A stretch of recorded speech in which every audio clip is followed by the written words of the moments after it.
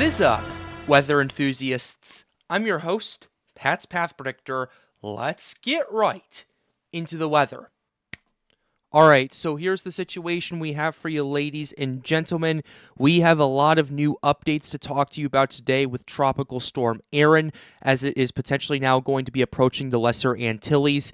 And now we have more information and data to look at to kind of confirm that. And the NHC is taking a close look at this, as well as this is now moving more to the west-southwest. It's starting to take its southward dive, and then it's going to potentially start heading towards those Antilles Islands. So we're going to have to pay very close attention to this, as this now potentially poses a threat to land. So with that being said, we're going to go ahead and dive right into it right here. So starting off, we have Tropical Storm Erin right here. Let's go ahead and pull up the latest public advisory and then go over this. Erin is quickly moving westward, forecast to become a hurricane in the next few days. Its current location is 17.2 degrees north, 36.3 degrees west. It is currently maximum sustained winds are at 45 miles per hour. Its current movement is west, actually south of west, at 23 miles per hour. So it is hauling at 20 knots right here. 23 miles per hour is a very fast-moving system. By the way, normally your average speed for a tropical cyclone is somewhere between 10 and 15 miles per hour. This is going at 23, so this is almost at barrel speed right here. So that's something you're going to want to keep an eye on. Minimum central pressures increased to 1,006 millibars, and tropical storm force winds extend outward only 35 miles from the center. So it is a small system right now, but we'll have to pay attention to it. Here's the discussion. As of right here, Erin still has a well-defined low-level circulation, but the convective pattern has degraded since overnight, with only a band of moderate convection located on the southern part of the circulation. The Ascat Pass showed a maximum barb of 36 knots north of the center, and the intensity is held at a possibly generous 40 knots.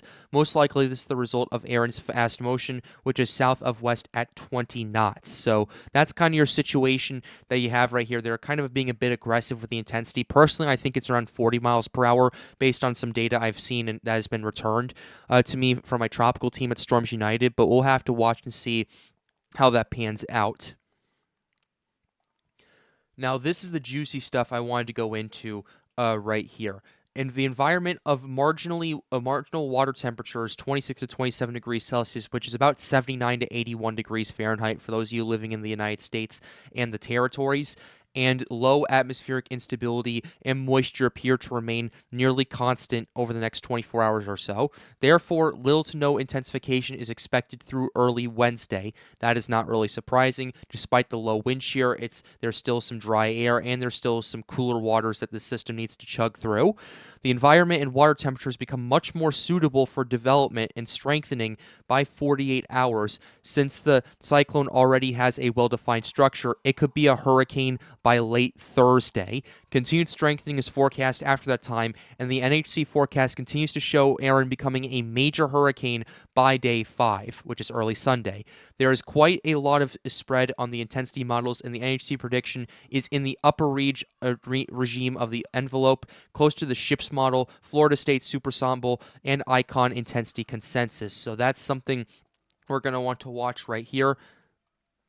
Also, looking at the key messages as well. This is very, very important. We need to read this out because now the NHC is highlighting this.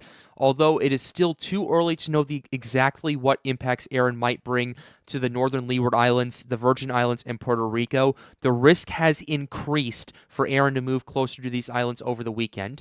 Interest there should monitor the progress of the storm. And 2, there is even greater uncertainty on what impacts, if any, might occur in portions of the Greater Antilles, Bahamas, and East Coast of the United States and Bermuda next week. As we approach the climatological peak of hurricane season, this is an opportune time to ensure your preparedness plan is in place. Here's what we have for the strengthening. We're looking at 45 miles per hour for the next 24 hours. 36 hours is now up to 50, then 65, then a hurricane in the next 2.5 days, then a major hurricane in the next 5 days. So that's something we're going to want to watch right here. Let's go ahead and show you the cone from the NHC. And as you can see right here, the cone is continuing to shift further to the south. The northern Leeward Islands are now in the cone right here, as well as Puerto Rico. They are in the cone as well. You're going to want to take this pretty seriously. We're continuing to see these models shift further and further and further and further to the south and closer to land. So you're going to want to take this very seriously. Matter of fact, compared to what we had from last night, let's go ahead. I know someone in the tropical team at Storms United did send me a GIF earlier this morning. Yeah, we'll go ahead. Let me go ahead and try to pull this up. Let me go ahead and try to pull this up on here. Yeah, we'll go ahead and open this up very quickly, just to take a quick gander at this, and then I'll go ahead and present it for you guys. And here's what we. Okay. All right. Perfect. So this is what we got. This is the cone that we have pulled up for you right here. This was at 11 a.m. yesterday. The cone was generally more to the northwest, and then as time went on, it moved further and further to the south. It put some of the islands in the Virgin Islands at earlier this morning, and now we're in that cone right there, continuing to shift further and further to the south once again.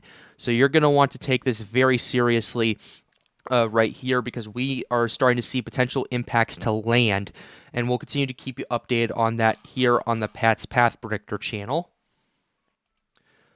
Looking at satellite imagery, basically here the main situation that we have with Tropical Storm Erin, its convection's kind of backed off a little bit, although more convection is starting to flare up near the center of circulation at the time of recording this video.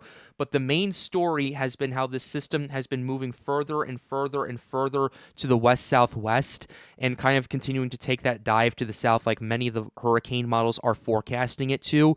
And that's something that has really concerned me over the last 24 to 48 hours, because the further south this system dives, the potential impacts increase for much of the Antilles and Puerto Rico. So if you're tuning in from the Lesser Antilles, I am putting you guys on watch. If you're in Puerto Rico, I am putting you guys on watch, since you guys are on the cone. Like, I'm putting you guys on notice pretty much. That's the general idea of what I'm doing here. I'm not officially issuing any watches or warnings or anything like that. That's up to the local officials and the hurricane, the NHC. But by and large, the further south this goes, the worse off the impacts will be for much of the Antilles. And yes, there is the satellite imagery kind of reflects that quite a bit as well. And you don't really have as much convection right here, but you're going to want to watch over the next 24 hours to see how this evolves. If this continues to move further to the southwest, that's going to be a very big problem going forward, because it's going to be moving into A, better conditions the further south it goes, and B, it's putting more land in the line of fire. So we're going to want to pay attention to this. So that's what we have for right here. Let's go ahead now and take a quick look at the track models and the intensity track models. This is what we had at 0Z yesterday, continuing to show that further southward shift, particularly around the hurricane models right here. It was kind of subtle that the west-southwest shift for 24 to 48 hours was going on, and then more so to the west-northwest, heading out towards the southwestern Atlantic, and then starting to potentially make that turn down the road. Here's what we have at 12Z. Boom.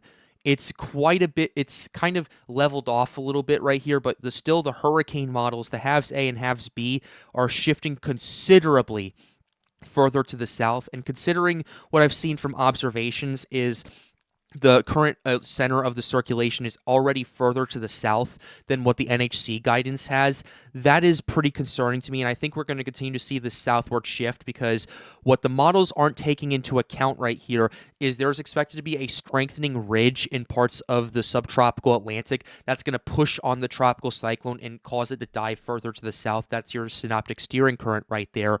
So that's something to keep in mind, because I believe it's underestimating the ridge that's currently over north to it, and that's what's pushing this further to the south than what we've seen on other models. So that's what we've been paying attention to. We'll keep you updated on that here on the Pat's Path Predictor channel. But now we can go ahead and show you some models, because, man, things are going to get a bit interesting moving forward. And I'm not going to go ahead and show you the operational runs anymore. We're going to go ahead and show you the hurricane models, because those are generally more reliable, generally more accurate at this point. The operational runs are very low resolution. These are very high resolution, so we'll go ahead and pretty much use these. Here's what we have. The H-Wharf, interestingly, does not have anything on Erin, but the halves A and halves B do. So we can go ahead and show you that right here. Here's the halves A. The 12Z at the time of recording this video is starting to trickle in, so that'll be interesting to look at. But just out of curiosity, I do want to see the 6Z as well. Here's the main sea level pressure and 10-meter winds. So having the system kind of leveling off a little bit, barely holding on to tropical storm intensity. The halves A wants this system to dive considerably further to the south, south to below 15 degrees north right here, which if that were the case, that would really be a big concern for the Lesser Antilles at least. And then it starts to move more so to the west after this point, and then starts to climb in latitude right here as the system starts to approach those islands over here. It still moves somewhat north of the islands right here, but it is a very, very, and I say very close pass for the halves A at this current point at 6Z.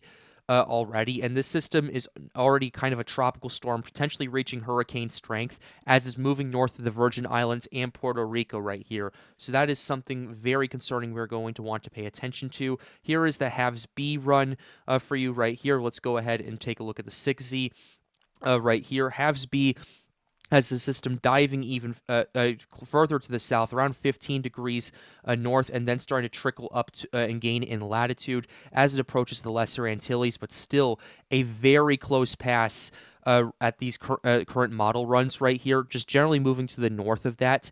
I personally think we're still going to continue to see a further south shift in these hurricane models, given what we're seeing with the guidance, given what we're seeing with the observations. This is already further to the south than what we were initially kind of marked at from the National Hurricane Center, so that's something to pay attention to. And we were also not expected to lose latitude before today. Pretty much we started losing latitude last night because we were at 17.6 12 hours ago. We're down to 17.2 degrees north now, and we weren't expecting that to happen for another 12 to 24 hours before that point. But then it started. Then the ridge starts strengthening up, and it's now kind of forcing it to dive further down. So we're going to have to pay attention to that, because the further south that goes down, it will put more land in on notice. So if you're tuning in from the Leeward Islands, Puerto Rico, and the Virgins, you are absolutely going to want to take this very seriously, because in my opinion, this is only going to continue to shift further to the south, and you guys could see more and more impacts from this. This is now, before we were thinking, okay, maybe this is a fish storm and all of that stuff. That was kind of what a lot of people were saying. Now we're going, okay, now there's land in play based on modeling and considering the trends as well. The trends continue to shift further towards land as well with all the operational runs. So that's something you're going to want to take very seriously and pay attention to. Another thing we're going to want to watch is the intensity guidance. Intensity guidance is kind of all over the place.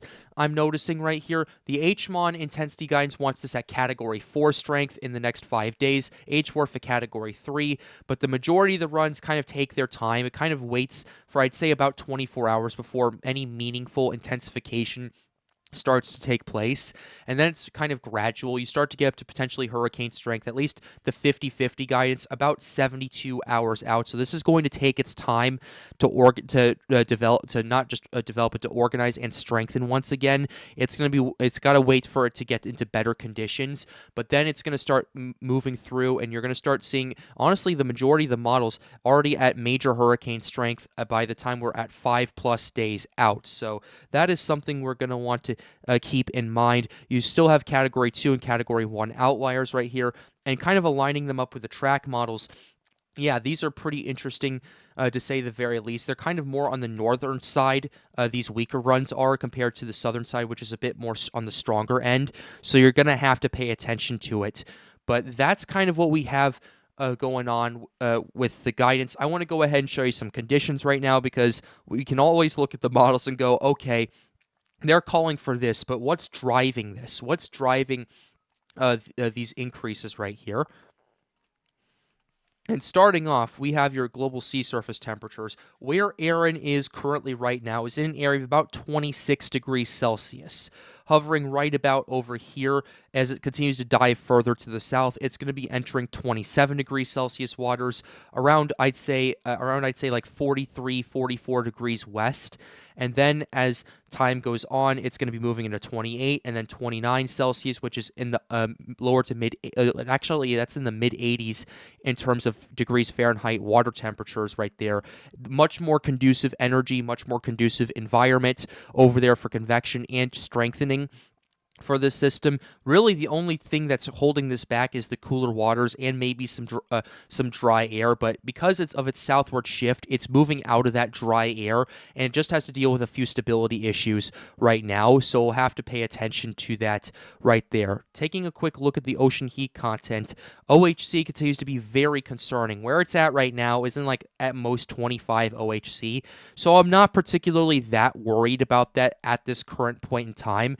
But as we get further to the west, you're looking at this right now, and you're thinking, okay, now we're starting to see better and better conditions, because what you start to look at right now is 45 miles per hour right now may not seem like may not seem bad or anything like that, but it's a scary 45 miles per hour just because of what's ahead of it, and because this has such a high ceiling, especially as it moves into better and better waters and better OHC. That's really the only thing, once the stability problems go away, that's holding this back at this current point. The wind shear continues to be very low. Dry air is going to get mixed out easily once the convection starts blowing up once again.